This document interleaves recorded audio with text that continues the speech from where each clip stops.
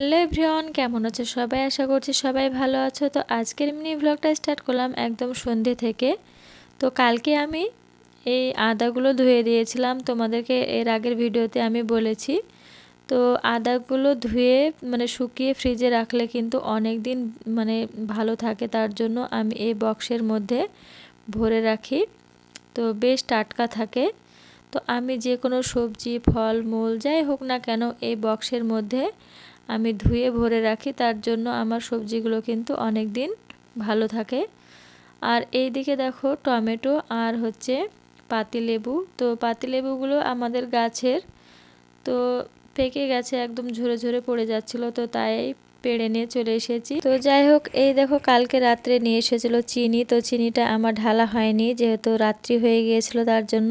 তাই ভাবলাম আজকে এই ছোটোখাটো কাজগুলো সন্ধ্যার সময় সেরে নিই।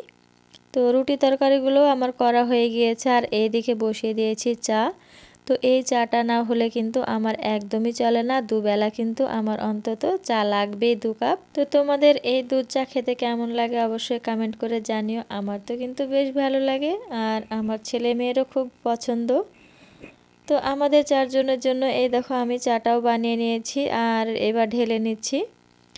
তো আর এই চা করার সময় আমার হাজব্যান্ড বারবার ফোন করছিল, আর আমার মেয়ে কিন্তু বিরক্ত হয়ে বারবার বলছিল, পাপা আমার ফোন করার সময় পায় না, আমরা এখন চা খাবো। তো যাই হোক, এই দেখো আমাদের 4 জনের জন্য 4টে বিস্কুট নিয়ে নিয়েছি। তো যাই হোক, চলো এবার আমরা চাটা খেয়ে নিই। তবে আজ এ পর্যন্তই, ভালো থেকো সবাই, টাটা।